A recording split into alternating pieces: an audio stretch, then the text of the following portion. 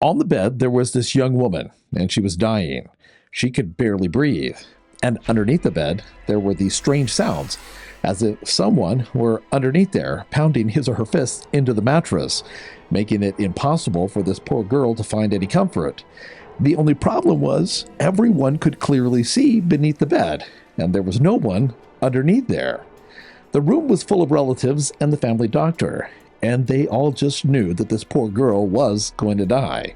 The sounds that she were making, well, they were eerie, labored breathing. Each breath sounded as if that one would be the very last. Everybody stood helpless, just watching this sick girl, and then they all heard this scratching behind them. So they all turned around, and they could scarcely believe their eyes. Esther Cox, you are mine to kill. Those chilling words scratched themselves into the bedroom wall of this quiet cottage in Amherst, Nova Scotia. The date? September 7th, 1878. And everyone in the house saw this happen in real time, one giant letter after the other, straight across the plaster. Daniel Teed, the man of the house, a man who was not given to supernatural nonsense, just stared in confusion. His wife, Olivier, whispered prayers and crossed herself for protection. And even the family doctor, a man who, right up until that very moment, believed that there just had to be some scientific explanation for what he was seeing, just froze as he watched. How did things get like this? What in the world was going on?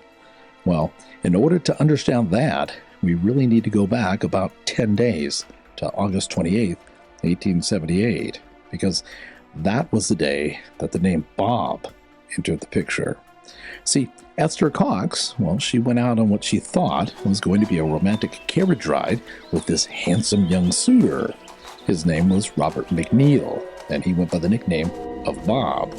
And Bob will become pretty significant later on in this story. Well, at first, the two rode through town, smiling at each other, all giddy-like. And then Bob turned down this road that led away from the town. "Let's ride out into the country," Bob said. Once he was certain that they were far enough away from any other living soul, well, he stopped the carriage, and then he pulled out this large revolver, and he jabbed it into her ribs. "You're going to do exactly what I tell you to do." His intentions, of course, were not honorable. Well, by this time in her life, Esther had already been through the thick of it. As a matter of fact, she had went from one hard knock to another as far back as she could remember. And I can't help but wonder if that was the reason that this entity attached itself to her in the first place. It's been said that people who have had experiences of trauma early in their life, well, they're more susceptible to this sort of thing. And Esther? Well, she was born March 28th, 1860, but tragically, her mother died when she was just 3 weeks old. And her father? Well, he decided that he didn't need anything as daunting as a daughter to slow him down. No. So, Esther had been bounced from home to home for her entire life, learning that she was the only person that she could truly depend on. So when Bob pulled out this gun and he spouted off these demands, well, she wasn't about to have any of that. Without missing a beat, she told him to put that gun away and to take her home immediately. Now, this was quite the standoff, and the world will never know which direction this might have gone, because right in the middle of this tension, another buggy came around the corner, and Bob clearly looked suspicious. So instead of risking committing a crime and then being identified for it later, he chose to take her home. Part of the reason why this is significant is because one of these invisible entities who would soon be torturing Esther called itself Bob.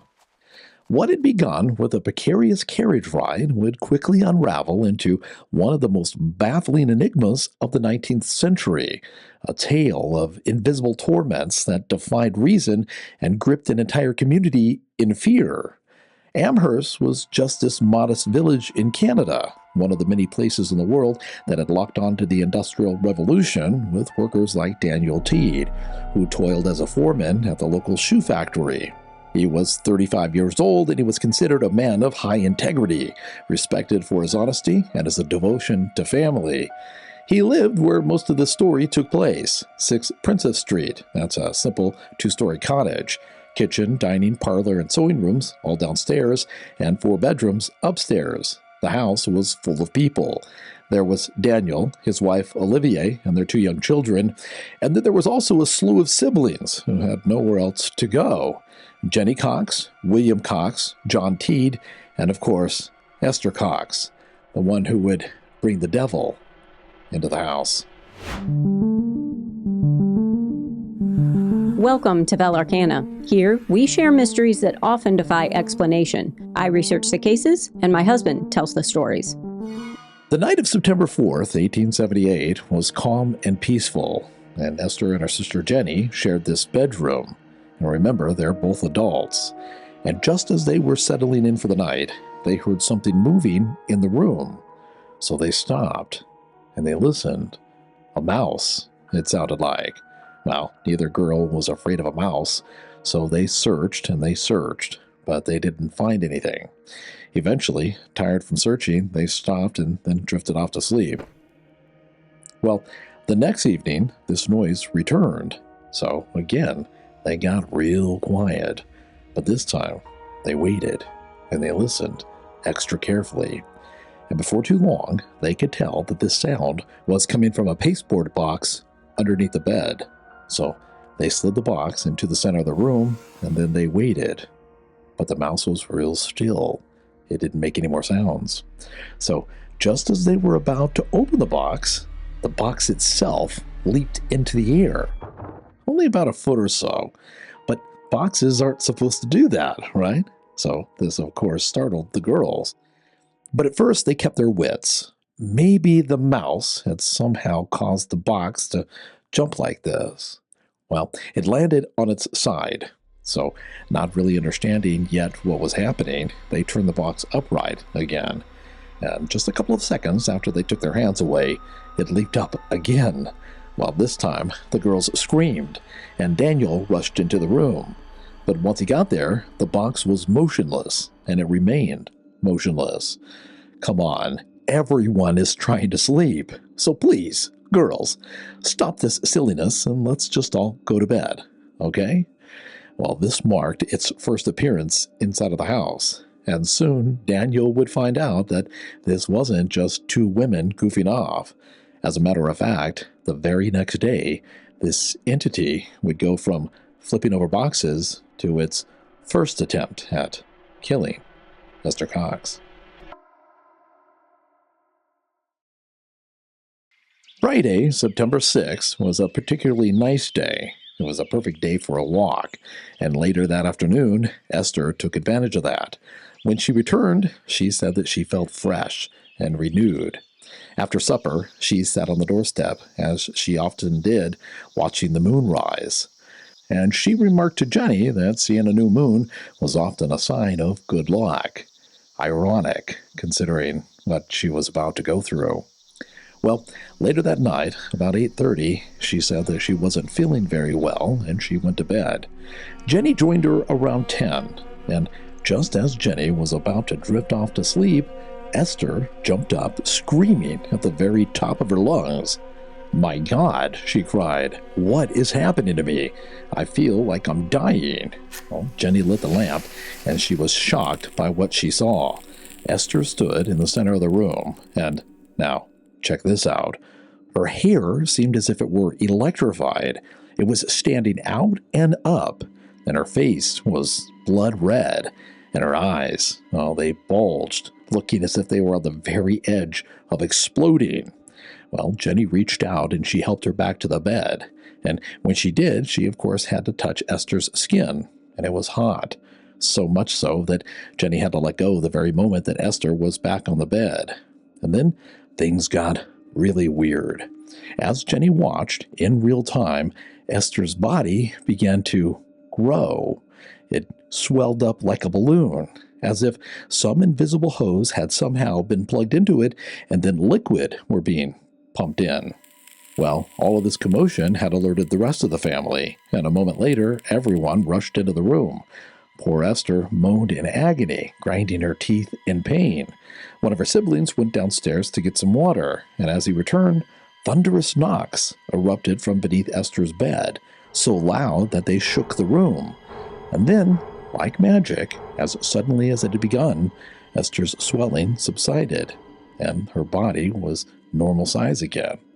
And within seconds, she passed out and then fell into this very powerful deep sleep. Well, this event had been so traumatic that no one else in the family slept that night. The next morning, September 7th, 1878, the family sent for Dr. Corrett, who arrived later that afternoon to examine her. He listened carefully as the family described the swelling, the noises, the fear that had settled over the house the night before like a dark fog. And after checking Esther's pulse, looking at her tongue, and then doing a fairly thorough examination, he offered a measured opinion. Everyone could relax. There was nothing supernatural happening. He had seen this sort of thing before, several times. Esther was suffering from something called nervous excitement. She must have recently experienced a tremendous shock to the system, and that was what was causing these horrible symptoms. But the swelling, the god-awful bulging of her eyes, those thunderous knocks under the bed, nothing to be concerned about. That's just the mind working the situation too hard, making matters worse than they really were. This happens sometimes with close families, and everything's going to be fine. But even as he was saying that, something strange began to happen. Esther was lying on her back, and her hands were on her stomach. When the pillow beneath her head moved, it slowly slid out. It was deliberate, as if it were being pulled by an unseen person. It came out just far enough to prove that it could defy physics, and it remained suspended for several moments before finally returning back to its original position. Well, the doctor stared, and then he looked at the family and he said, Did you see that? John, standing next to him, said that he had. He also said that if it happened again, he intended to grab it. Well, moments later, the pillow moved again, and sure enough, John reached out, and he grabbed it.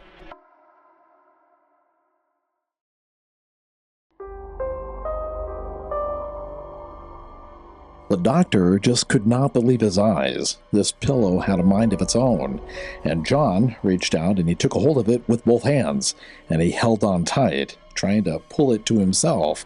But whatever had this pillow was strong, and an instant later it was yanked from John's grip, and then it slid back underneath Esther's head where it had started. Dr. Corrett stood dumbfounded. There had to be some scientific explanation for what he was seeing. And just as he was finishing that thought, the pounding began. Deep, heavy knocks that seemed to come from underneath the bed, so hard that each repetition shook the room. It was clear that there was nothing, no one under the bed, but still, the doctor bent down to get a better look. Sure enough, nothing there. He stood back up, he looked at Esther, and he racked his brains. What force could account for something like this?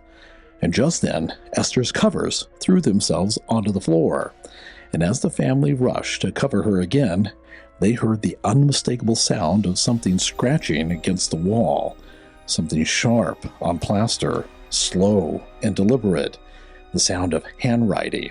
Well, they all turned, and then they saw these letters appear, one by one, deeply indented into the wall. Esther Cox, you're mine to kill.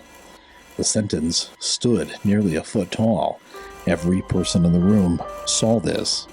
A moment before, the wall had been bare, and just as the last letter was being carved, a large piece of plaster broke loose and it flew across the room, landing at the doctor's feet. He hesitantly bent down and picked it up. It was just wall plaster. There were no strings, no wires, nothing that could account for what he was seeing. And just as he was placing this plaster into a chair, the knocking resumed, louder than before. And for nearly 2 hours, these loud pounding sounds filled the air. Then abruptly, without warning, they stopped. And just like the night before, Esther fell into this deep sleep. The doctor was completely lost, and he left the house without any clue as to what had just happened. This haunting is different than most because the writing on the wall made it absolutely clear as to what this unnatural force was after.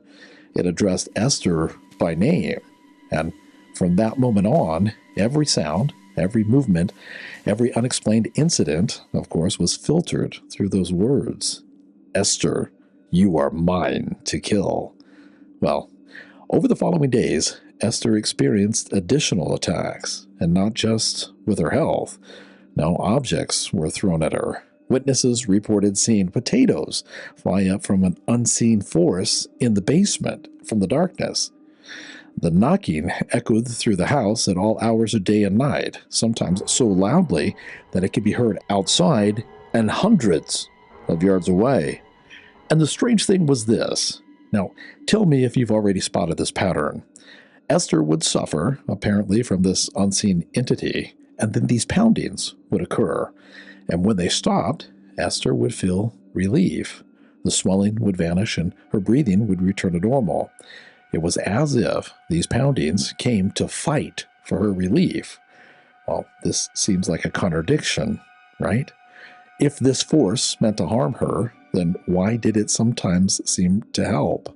Well, because of this, the torture to Esther was intermittent, and she would suffer these attacks, and then she would be given this relief for a few short hours, just to start the cycle all over again. Well, soon things would escalate, and this entity would start talking to Esther. And one of the very first things that it said was that it was going to burn the house to the ground.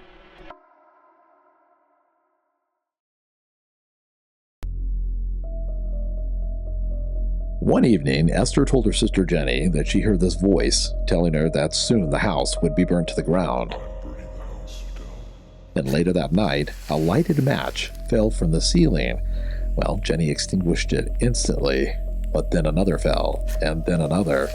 Within just a few minutes, 8 or 10 lighted matches dropped into the room, each one seemingly appearing from thin air. Then Jenny called out and said, if someone is there, please let us know.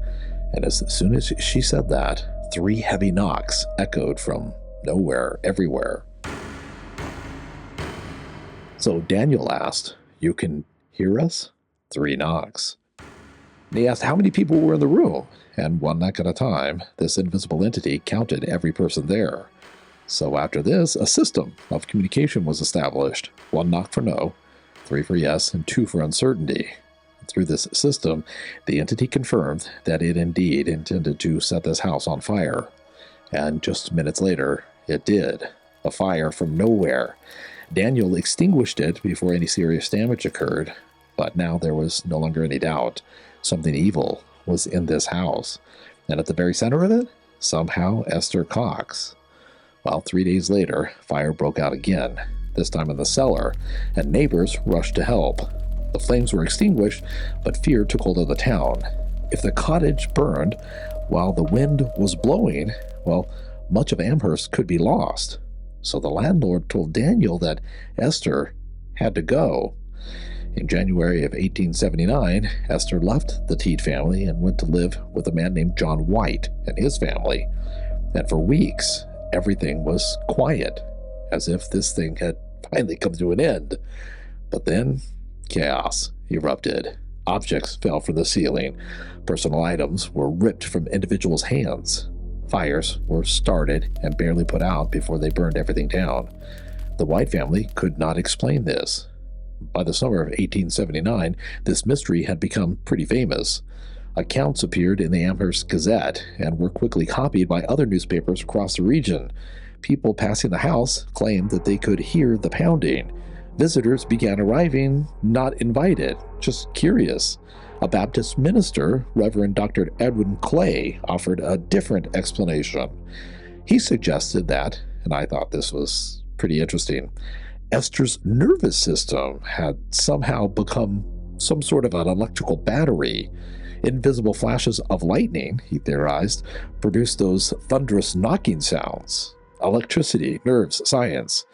But that, of course, didn't explain the writing on the wall or the other unexplainable activity that happened. Then, a man who made his living exposing spiritual trickery decided that he was going to come to town and expose this for the fraud that it was. On June 11th, 1879, Walter Hubble arrived in Amherst. Hubble was an American stage actor. He was accustomed to illusions, misdirection, and the careful manipulation of audience perception. And he had also taken upon himself, at various times in his life, to expose fraudulent mediums.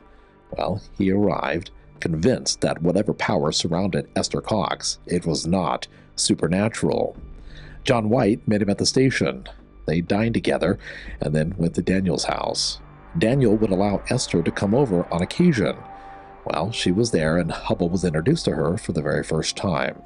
She appeared calm, healthy, and composed, and she told Hubble that the spirit told her that its name was Bob, and Bob gave its permission for Hubble to do his little investigation. Well, this was going to be fun, Hubble thought.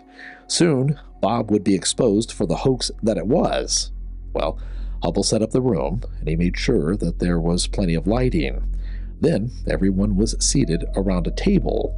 Everyone's hands and their feet had to be visible to Hubble at all times. And then it began. No one rapped on the table, and yet, within minutes, something invisible began to knock. Knocks answered questions, and at one point, Hubble reached into his pocket and he wrapped his hand around a coin. What is the date of this coin in my pocket? There was 1 knock, a pause, 8 knocks, a pause, 7 knocks, a pause, and then 6. When Hubble pulled out the coin and he looked at it, sure enough, the date read 1876. Then things got crazy. Hubble just could not believe what was happening, so he told this entity to keep time with him as he whistled Yankee Doodle Dandy. And it did. Hubble left the house unsettled. He told himself that there just had to be an explanation. So the next morning, he returned to the cottage. And that is when all hell broke loose.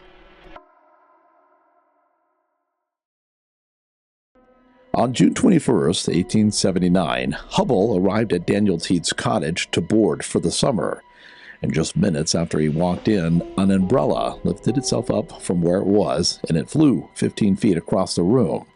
A moment later, a carving knife did the same thing, and it almost jabbed itself into Esther, just barely missing her. Then a satchel sailed through the air. Chairs slid across the floor. Well, this was a bit much, so Hubble stepped outside to collect himself. When he returned, the activity continued. Chairs fell over in nearly every room at the same time. And then Esther remarked, rather casually, that the ghost just did not like Mr. Hubble. And the moment that she finished that sentence, a heavy glass fixture came flying through the air, missing Hubble's head by mere inches before landing on the sofa.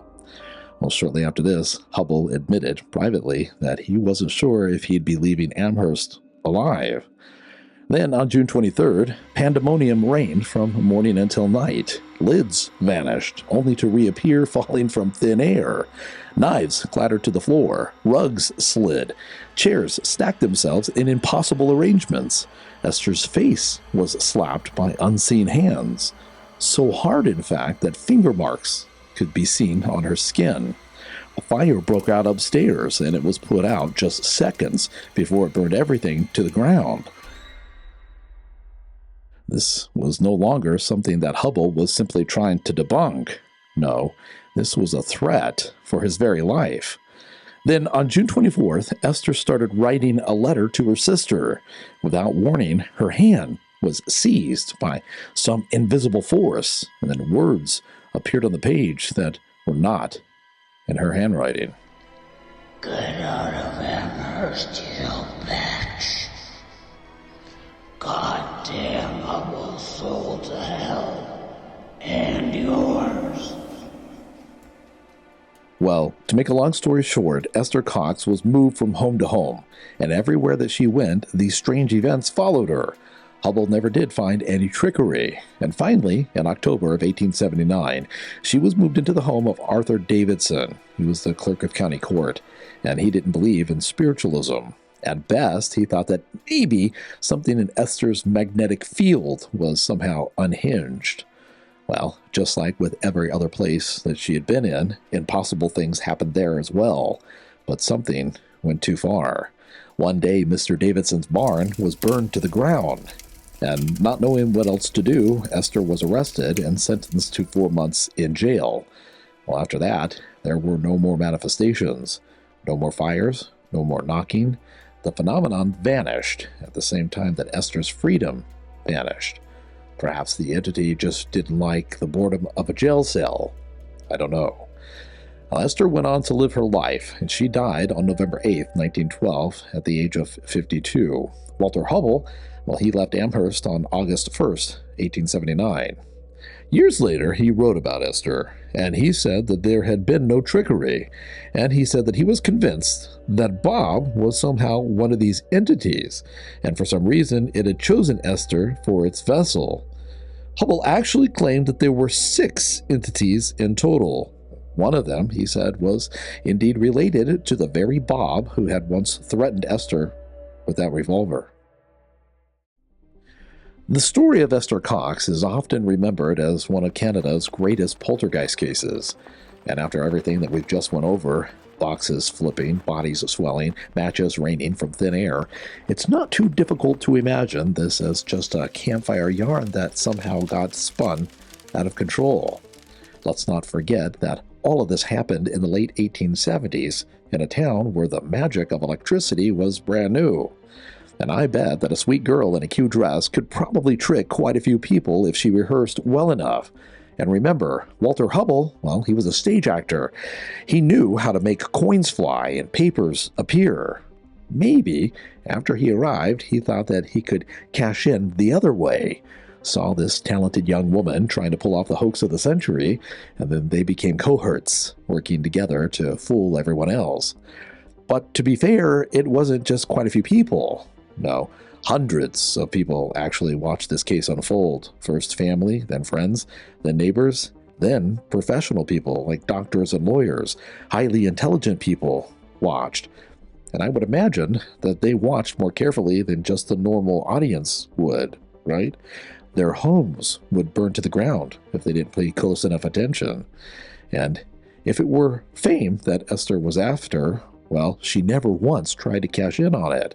As a matter of fact, she became the object of ridicule, bounced between homes like a ghost herself, and she ended up with absolutely zero glory.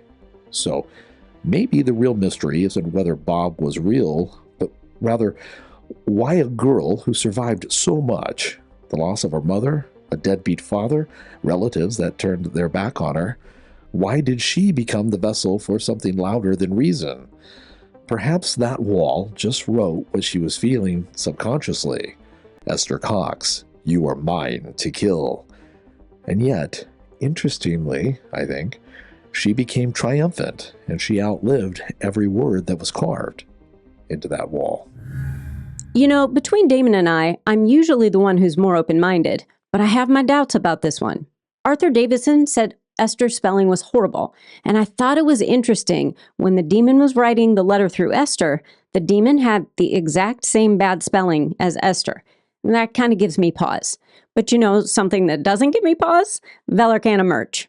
Check out our designs on Fourth Wall. And remember, every purchase goes directly to helping this crazy couple bring you new mysteries each week. Then, after your purchase, come back and check out one of the awesome videos on the screen.